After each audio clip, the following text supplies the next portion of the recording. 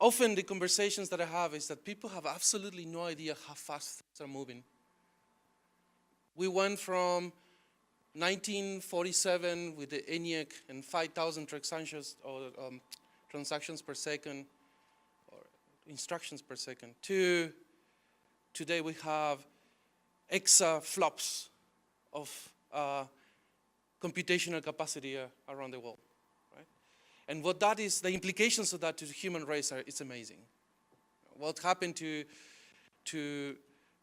the speed of the internet, what happened to bandwidth, what happened to the availability of networks across every single corner of the planet.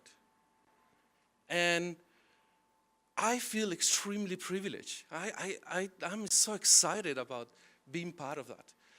And if you are sitting here today at the FICC 2018, it means that you are probably one of the key players in making that human transformation happen, right? So I start with congratulations. I want to congratulate each of you. In fact, I want you to look at the person next to you and shake hands and congratulate them, because you are making a human transformation that we haven't seen in a very, very, very long time, right? If you read the posters at the back there, you will see there are some amazing things happening, and it's going to happen in our lifetime. Yours, mine. So congratulations. And that's how I wanted to start this presentation. Today, I don't want to talk to you about the future. There will be lots of sessions after this where you're going to learn a lot about what is happening and what's going to happen. There will be other speakers talking to you about this. But I believe one of the key ingredients for a future of information and communication is innovation. And I work for Google. By the way, my name is Mauro. I work for the Office of the CTO, as I was introduced. And I get an opportunity to, through my work, to actually talk to a lot of influencers in the tech industry. The question that everybody always asks me is, how does Google do it? How do you achieve, how do you make the company be innovative? How does it happen? Right? And so today, here on this stage, I'm going to lift the curtain and I'm going to let you in some of the Google secrets. And the intention is, first, I see here a lot of young faces, a lot of entrepreneurs, students, educators, future organization leaders. You are going to be leading these companies, and for the future of information and communication, it's extremely important that you encourage and create an environment of innovation that allows them to innovate. So today I want to let you on some of the secrets, some of the ways that we achieve that, so that when you achieve those goals, or many of you are already in some of those organizations, you can also apply some of these concepts. Now, by no means I expect that everything that works for Google will work for every organization, but I would be very happy if at least you pick some of these ideas and you implement them in your future organizations. Yes, before I talk to you about how we do innovation, I want just to point out a few things of why we need to innovate, apart from the amazing things that we're all doing. The innovation is driven by the business. We have created a lot of things that are very good to humanity, but this starts from businesses. And the American research, sorry, I forgot the name of the organization, but there's an organization in the US who did a research, and they found out that from the Fortune 500 companies that were there in 1955, only 61 remained in 2014. So what happened to all those companies? And they found out that what happened to those companies is that they stopped innovating. They stopped the technology, they were stagnated in the past, and technology went beyond them, and they no longer were relevant or competitive. So Why? Because technology has enabled us to actually sit in a sofa. You know, you can be just no one. You can be an entrepreneur, sit in a sofa, have a great idea, go online and register a company, go and register a domain, create a website. You can go on Alibaba and have a product manufactured in China. You can sell it on Amazon or eBay, and then you can drop ship it with DHL and any of this. So all of that from your sofa, right? So this highlights how technology has really affected the industry, how affected the corporates and everyone else. So I love this quote by Rupert Murdoch.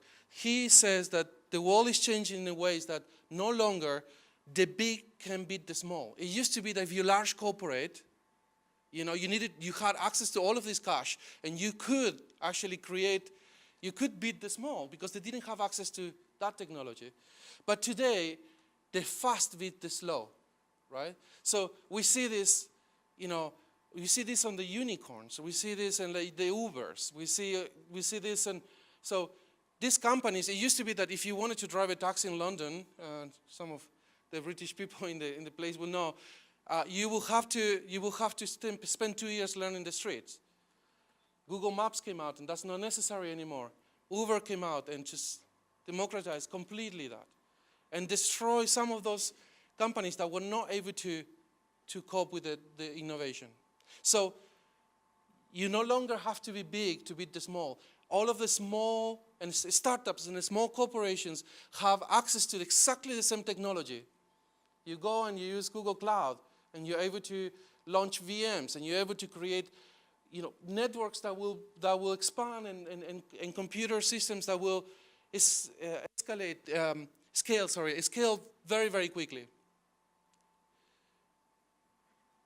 So you can see that as a threat or as an opportunity. The fact that only 61 companies remain, a threat to some of the large corporates that haven't innovated, and they can think like, if I don't innovate, I will become irrelevant.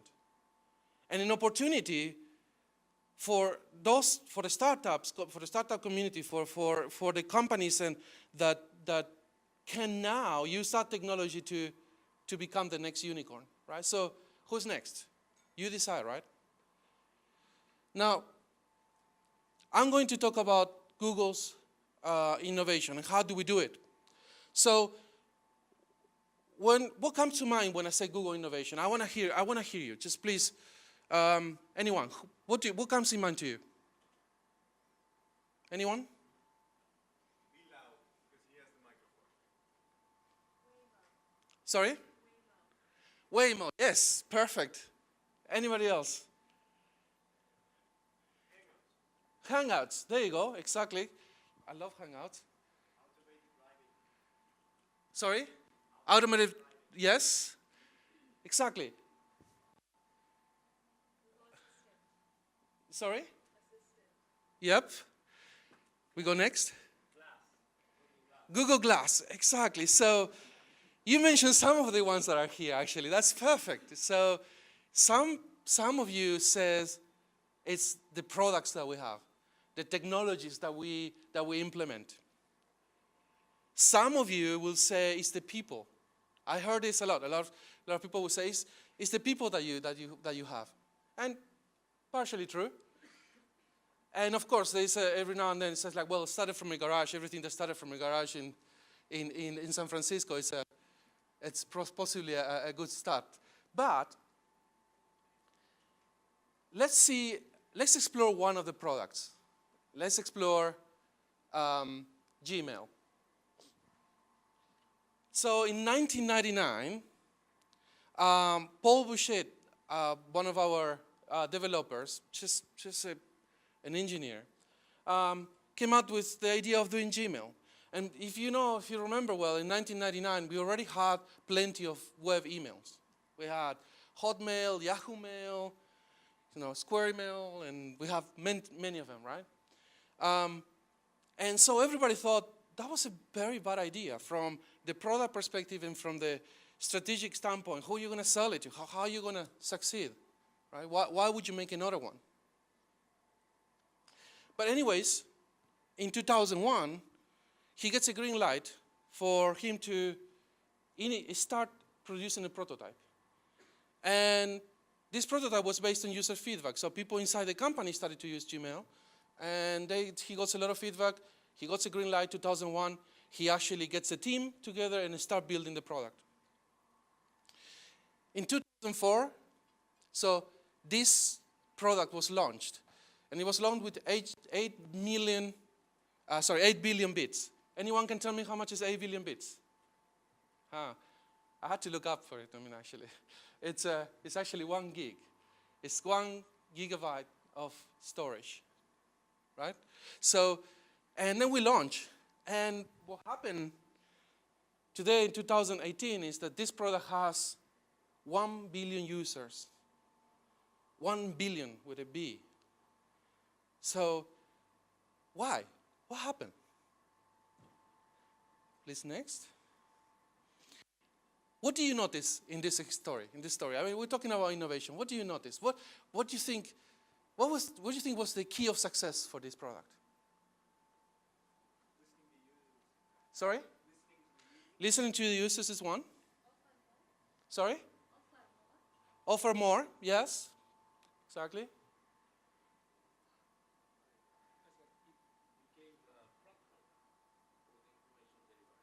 It was a platform for innovation delivery. All of those are right answers.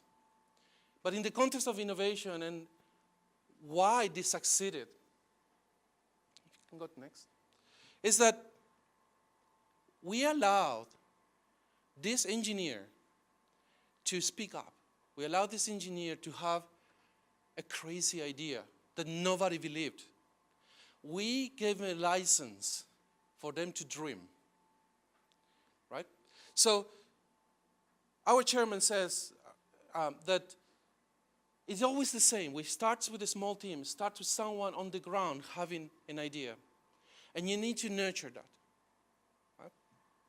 You can go next. So how do we achieve that? How do we do that in our organizations? How you are going to be doing that in your organizations? So these are some of the tenets that we believe create a culture of innovation. So the first one is a mission that matters.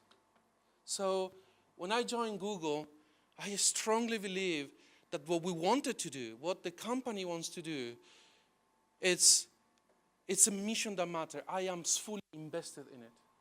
So the first thing you need to do when you create your next unicorn is to make sure that the mission matters not just to your employees and you, not just to the business, not just to the profitable end result, but also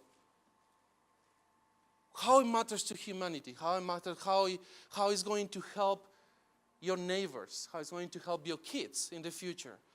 Then all of your employees will have a sense of purpose. All of them will feel that what they're doing is right. This is how you start empowering people. Right? The next thing that you do is you go out there to hire brilliant people. And they made a mistake with me, but they do. They go out there, and so how do you do that? You set the bar very high and you do not compromise, especially if you started in your businesses, if you started now, right? So you go out there, and it's often very difficult to resist the good enough, because we're trying to fulfill positions. We see the business going really fast, growing fast, exponentially, like even Google did. But the one thing we do not compromise on is hiring. So you set a very high bar and you stick to it no matter what, right? So we usually use the wisdom of the crowds. We don't hire someone who's unknown, who hasn't proven himself in the past, so we ensure that the goals that we had are set and respected. We involve everybody in the hiring. So it's not just about the manager, the leadership who will interview this person. Everybody does, from the lowest level to the highest level, because we need to ensure that this person is going to work, because it's going to work with them, and also because culture matters a lot to us. We want to hire people of the same kind. The next important thing that we do is we provide the employees with a license to pursue dreams. And this is the example I gave you earlier about Gmail. We have now roughly 7 products that have more than 1 billion users. YouTube alone has 1.6 billion users. And most of those products, except for those that we acquire, were started from an engineer on the ground. Didn't start from the senior leadership, from the management, having amazing ideas and everybody else just executing them. Because often, and I've been part of being guilty of this, is often the leadership, the senior leadership, the leadership of the company think that they are the ones who come up with ideas, and the employees are only there to execute them. Excellent. And the employees are only there to execute them. And that's not the case. So at Google, there's a very good reason why they serve us food, and they give us open spaces, and they serve us coffee, and they treat us so very nice. There's a very good reason for that. It's because the company is the only company when I joined, and the first thing they told me was like, I don't want you to be sitting on your desk. I want you to have open space. We serve coffee, we serve meals, because our founders believe that every good idea came from the employees on the ground, sitting, talking to each other. And it's very, very logical, guys. I mean, the senior leadership has only a bunch. You can count them. Why would you limit yourself to a few brains when you have thousands of brains on the floor, right? If you did your job of hiring the right one, everybody should be contributing to the ideas. Why would you limit it to a few brains? It's almost ridiculous, right? So giving them a license to pursue dreams means things like take risk. You bring some idea, we give you resources for you to execute it, right? We give you 20% of your time to do anything you want, right? I like to run mathematical equations on the cloud. It has nothing to do, it will never result in any product, but still the company gives me resources to do those, right? So, some of the things that came out from that, so Gmail, Cardboard, literally, it was a project that we launched in 8 weeks from someone on the ground who came out with that idea. And many others, right? So Google's Glasses were another one. And this is a very good example where the project probably at the end of it failed. But failing is perfectly fine. So taking risk and giving opportunity to do so, it's very important. Now, default to open and share everything you can. So this is very important. In the company, it's a very strange thing that initially took me some time to understand it, but everything is open. I can go now to the repository of software and I can check YouTube's source code. Anybody can in the company. Everything is open. And it sounds very, very difficult for many organizations.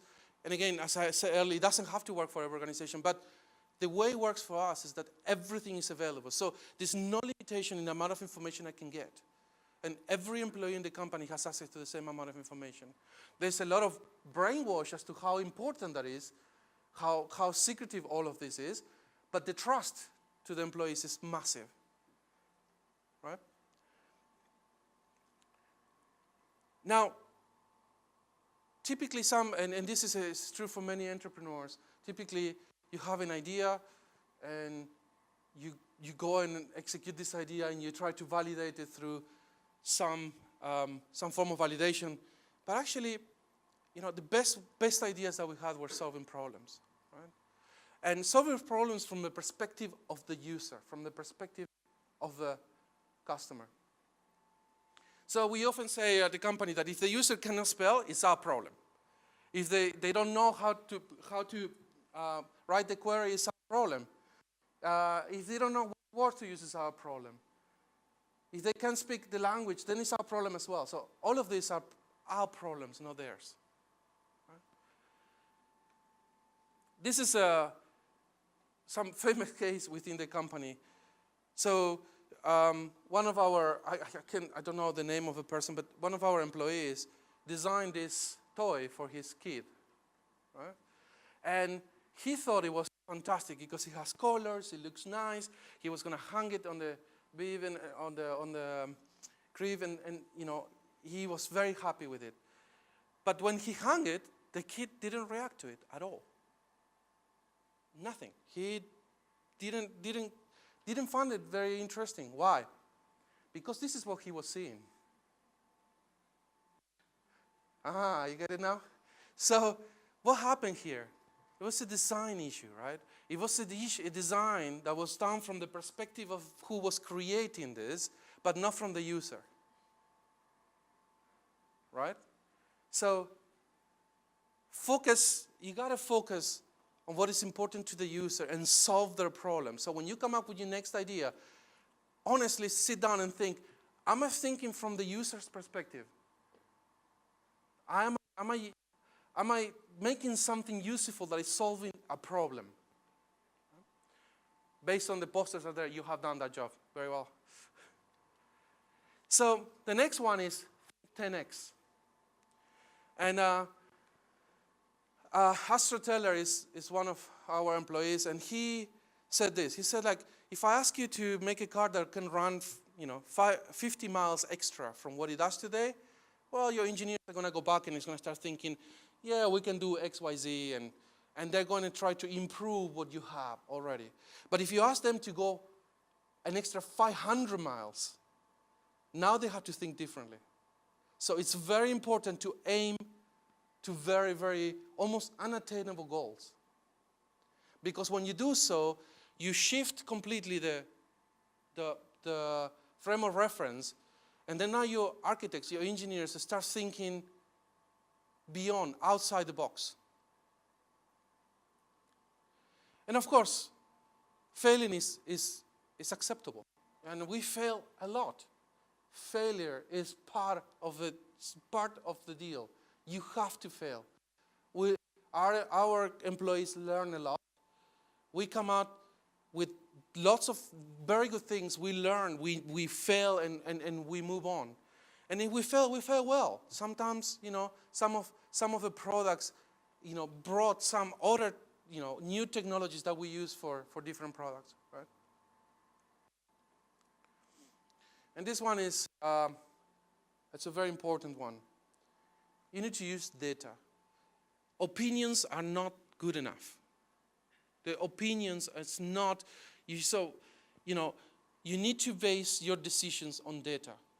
You need to collect data for everything as much as you can. You need to measure the data constantly. You need to constantly be making sure that the data is relevant, and then you need to make decisions only based on that data. And the last one I want to leave you with is default to open. Let me give you some examples of this. TensorFlow. How many of you have heard of TensorFlow? Raise your hands.